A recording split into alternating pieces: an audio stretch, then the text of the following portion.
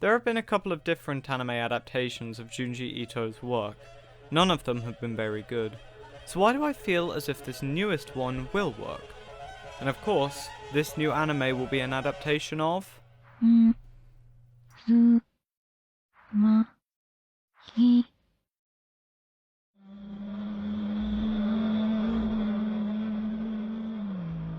Uzumaki, while not his best work, is a manga written and illustrated by one of the greatest horror authors of our time, Junji Ito. Ito is known for creating disturbing and nonsensical stories which revolve around something that no one but him could even dream of. His magnum opus being Uzumaki. A story about a town infested with the geometric concept of a spiral. Now, if you're thinking, how could that be scary? Then you've clearly never read the manga. Ito bases his stories on contorting the world around us, even the people we hold closest to our hearts, twisting it until we can only just recognize it. I'm not going to go into detail about the manga here.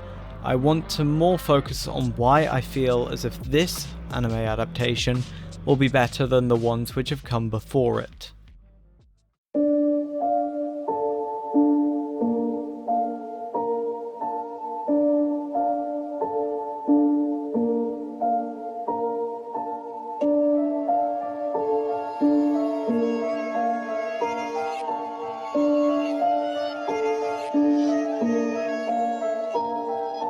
This is the third attempt at a Junji Ito anime adaptation, the first being Gyo, a very unfaithful and poorly animated disaster, the other being the Junji Ito collection, suffering several editing mistakes and horrible attempts to replicate Ito's art. I'll keep referencing them as we go on, but here's why I think Uzumaki will succeed where these ones have failed.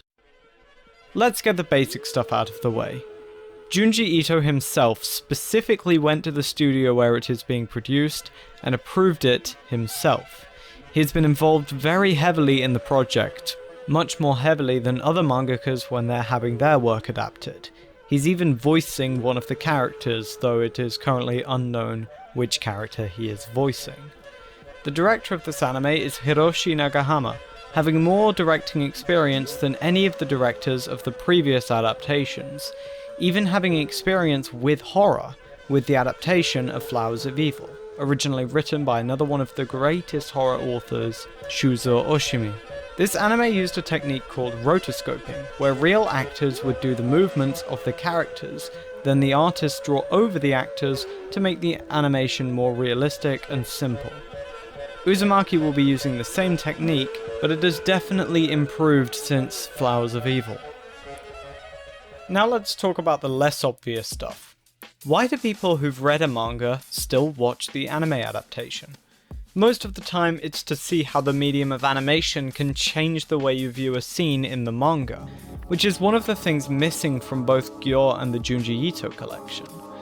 But looking at these scenes side by side, the motion of the animation only improves the scene, with the slow movement to form the faint smile, something only possible with animation. The first thing you may notice about this anime is that it's in black and white.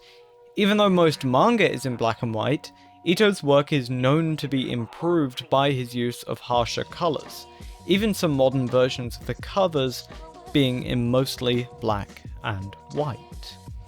At a first glance, this may just seem like an artistic choice. It could just have easily been done in colour and still be as good. And that could be true, but I think it represents the creator's understanding of Ito's work, seeing how important it is to have these harsher colours which make it stand out against any other anime. The Junji Ito collection had incredibly washed out colours, making it bland, when, if anything, Ito's work is the complete opposite of bland. Finally, I want to talk about the music.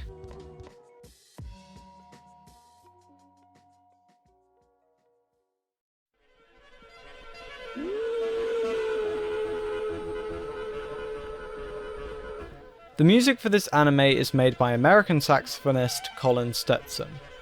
And if you've ever heard his music, you will know that it goes perfectly with Junji Ito's style. The specific song used in the trailer music is eerie yet beautiful, which is exactly how I feel about Ito's art. Even a picture of what seems to be just a normal human being can be creepy and strange. Then his images of what seemed to be a monster can be beautiful.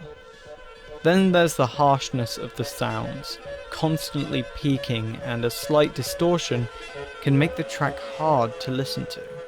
But because of its beauty, you want to keep listening, which once again is how I feel about Ito's art.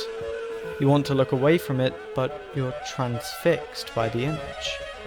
I have a video planned where I go into more detail about that aspect of horror and why I like it so much. Finally, if I were asked to play any song which sounds like a spiral, this is the song that I'd choose. The saxophone sounds as if it's going in circles, eventually becoming more frantic as it reaches the end. Like how closer to the middle of a spiral, there's less space between the lines. Now, I'm not hopeful for everything about this anime adaptation, and so there is one thing that I am less hopeful for.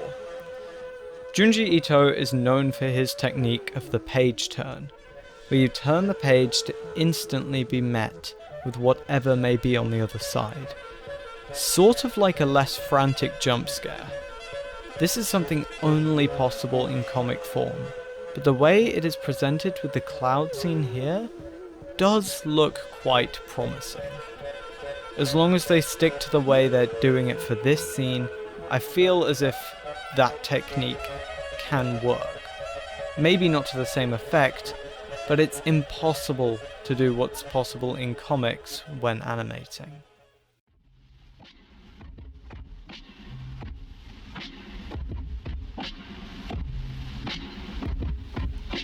I am basing all of this on the 2 teasers which have been released. There is still a possibility that the anime won't be good at all and this video will age like milk. But so far it's looking extremely promising and I really hope it manages to succeed where the others have failed so poorly. Because it may be able to introduce new people to Ito's work and begin a new age for horror animation. But for now, we can only hope. Thank you for watching this video. Please like and subscribe if you'd like to see more media analysis videos like this one. Also, please share this with people you know, whether they are a fan of Ito or not. Thank you, and goodbye.